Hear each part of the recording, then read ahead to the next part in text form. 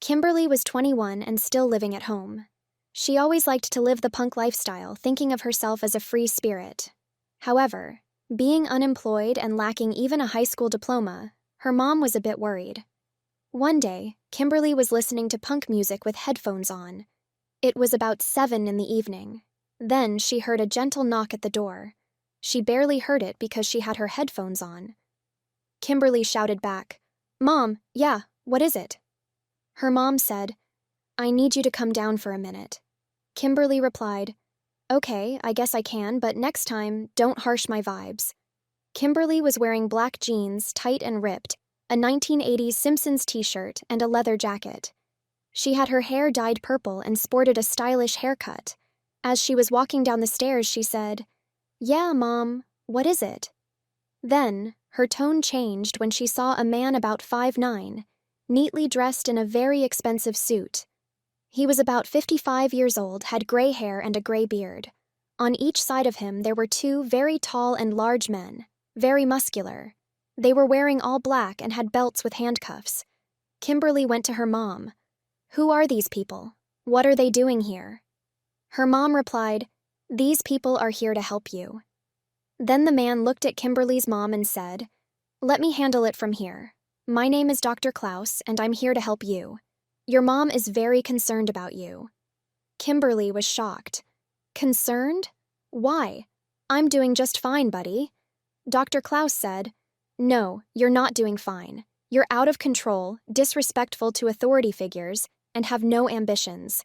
You don't want to be part of this world, you don't want to be part of society, but I can help with that." Kimberly looked back at him, saying, "Bite me, man." Dr. Klaus said, "Kimberly, there's no reason to be hostile or confrontational.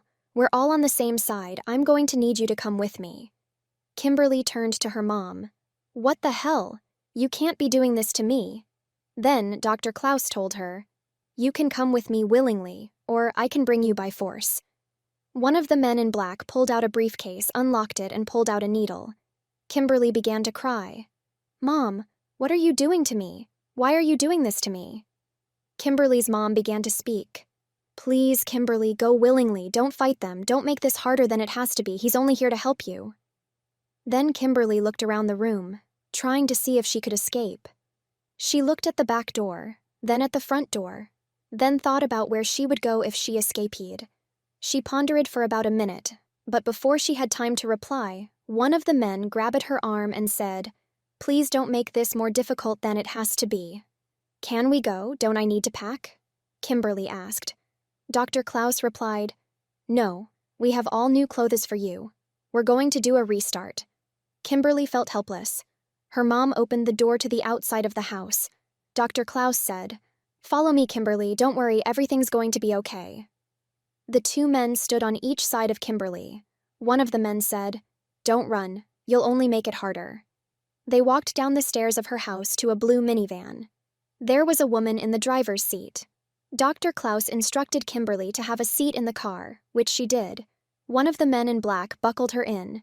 Then the woman turned her head and said, "Hello, Kimberly. It's a pleasure to meet you, honey. My name is Mrs. Klaus. You're coming home with us and the other girls. We have about 8 girls who live with us at the moment. You'll be the 9th. Kimberly didn't say anything. They went on a long ride in the car. They finally arrived at about 9 a.m. They went to a big house by the beach. Dr. Klaus, Mrs. Klaus, the 2 men, and Kimberly got out of the car. Mrs. Klaus said, "Follow me. I'll show you to your room. The other girls are sleeping, so please be quiet." Then Mrs. Klaus said, "The next thing I'm going to ask you to do is going to be quiet. It'll awkward, but I need you to listen to me for your own good." Kimberly said, "Okay, what is it?" Mrs. Klaus said, "We have new pajamas we bought for you in the drawer, but I need to put something on you first." Kimberly asked, "What?" Mrs. Klaus said, "Have you ever used a diaper?" Kimberly looked upset and was about to say something, but Mrs. Klaus could tell. Mrs. Klaus said, "Kimberly, don't you worry. This is for your own good. I know it may seem weird at first, but we have a reason behind everything we do. It's way easier if I put it on you because it has tabs and stuff. Can you please just lay down?" Kimberly once again did as she was instructed and laid down. She lifted up her butt, and Mrs. Klaus put the diaper under her. Kimberly looked a little embarrassed. Mrs. Klaus said, "No worries. I've done this thousands of times. Just relax." Kimberly did what she was told, and Mrs. Klaus put the diaper on her. Then she went to the drawer and saw all she had was footy pajamas with a cartoon design. She didn't know what to do, and she put them on. Then Mrs. Klaus told Kimberly to come downstairs for a snack. Kimberly went downstairs, feeling super awkward with her diaper crinkling. Mrs. Klaus asked Kimberly if she likes chocolate or vanilla pudding. Kimberly said, "I like both, but pudding wasn't on my mind right now." The only thing on her mind was what she was doing here and why she was wearing a diaper. But she sat down at the dining room table anyway. Mrs. Klaus said, "Kimberly, since it's your first day, you can have one of each." She gave Kimberly a chocolate and a vanilla pudding, then 2 pills, a blue one and a pink one. Kimberly asked, "What are these?" Mrs. Klaus said, "Don't worry, those are going to help you. One's to help you sleep, and the other's to help you relax. Can you just take them?" Kimberly knows there's no fighting back, and she takes the pills and eats the pudding. Then Mrs. Klaus says, "Kimberly, Dr. Klaus wants to see you now. He has some things he's going to explain to you. Can you go into his office?" She follows Mrs. Klaus to the office. Dr. Klaus is sitting at the computer. He looks at Kimberly and says, "This must be very confusing for you." Kimberly nods, not understanding what's going on. Dr. Klaus says, "I'm a psychologist, and your family's been worried about you very much. You seem to have no ambition. We think the root of people's personality starts off in early childhood. So I enrolled you in my Restart program. We'll restart you from a baby, mentally at least." Dr. Klaus goes on and speaks even more. "Because I have a special device in the basement that will wipe out all your memories." Then Kimberly gets a terrified look on her face. Dr. Klaus says, "Don't you worry. We can put the memories back in your head and get rid of all the bad ones, but we only can put the memories back in your heads after the treatment is over. We'll begin the treatment." So with that, the 2 men open the door, grab Kimberly by both her arms, and drag her to the basement to a metal table in the middle of the room. The 2 men strap Kimberly down to the table with 4-point restraints. Then the doctor puts something over her head, a light cap. Then he says, "This will be over quicker than you know." Kimberly was strapped down to the table. Dr. Klaus ordered the 2 men to leave and explained the process to Kimberly. "Dear young Kimberly, this device serves 2 purposes. It will collect your memories so we can save them onto a hard drive, and then it will delete your memories. Once you get better, we will reprogram the necessary memories into your head." Kimberly thought the whole thing was insane and was terrified. She had no idea how she was going to get out of this, or if she was even going to survive.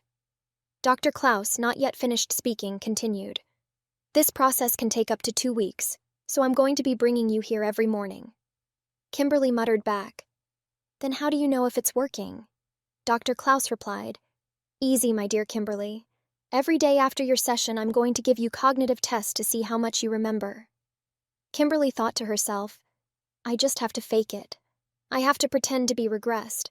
Then maybe I can find a way to get out of here, if I just play along." Then Dr. Klaus asked, "Kimberly, are you ready?" Not knowing what else to say, she nodded her head yes. Dr. Klaus then said, "This isn't going to hurt at all.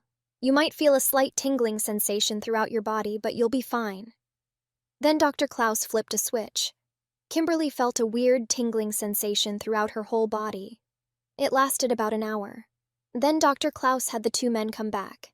They took Kimberly out of the restraints. Dr. Klaus said, "Now, I'm going to give you some tests to see your cognitive ability." Then he led Kimberly over to her desk. "We're just going to sit and talk for today's test." Dr. Klaus asked Kimberly a series of questions. At first, Kimberly was going to answer them honestly, but then she pretended to have a hard time, as though she were a child. Dr. Klaus was impressed. "The treatments are working. We might only need a couple more sessions," he said. Over the next couple of days, Dr. Klaus brought Kimberly down to the basement and put her back in the memory wiping machine. This was about her 4th time in the machine. She pretended that she couldn't talk anymore, that she only talked like a child. But then Dr. Klaus made a remark. We seem to have deleted a lot of your memories, but you still don't seem to be at the infant level yet. You're still using the toilet.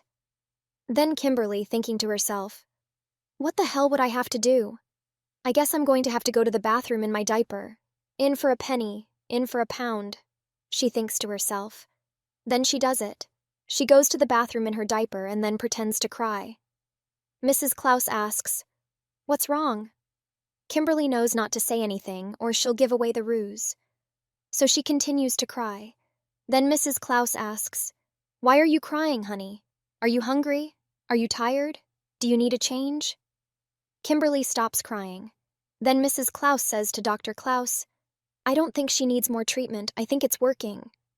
Dr. Klaus agrees, and he has the men unstrap Kimberly. Mrs. Klaus then brings Kimberly into the other room. Does this baby need a change? Kimberly doesn't say anything. She just makes a cooing noise. Mrs. Klaus proceeds to change Kimberly.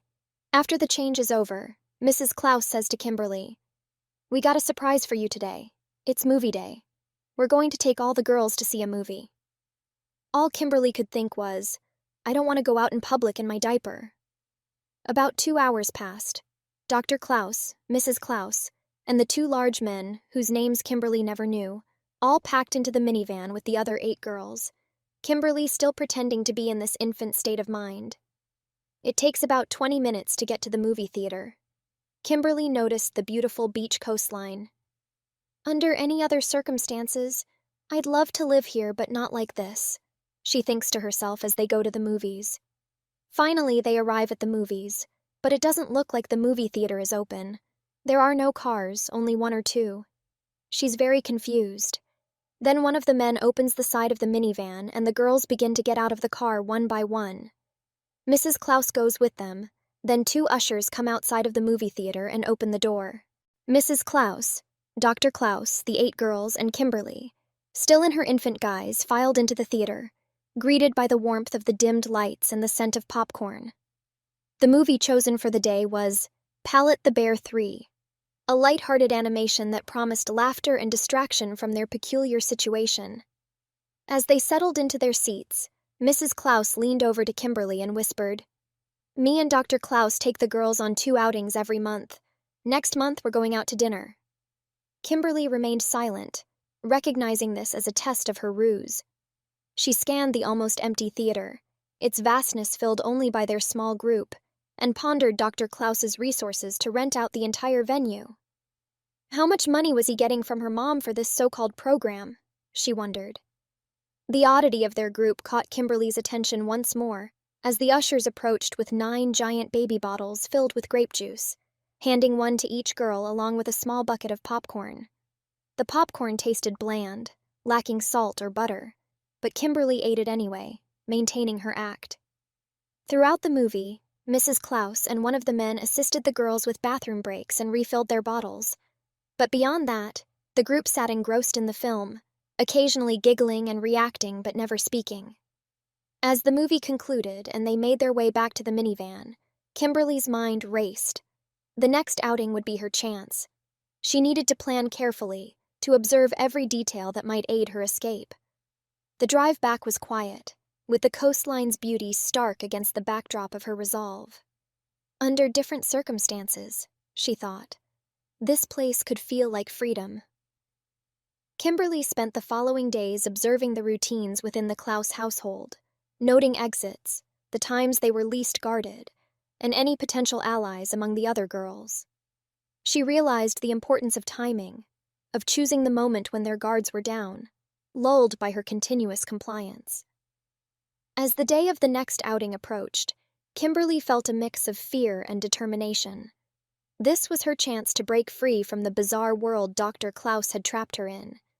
She knew the risks, but also knew she couldn't endure the thought of losing herself completely to Dr. Klaus's twisted program. The outing to dinner would be her opportunity to escape, to find her way back to a life that, while far from perfect, was rightfully hers.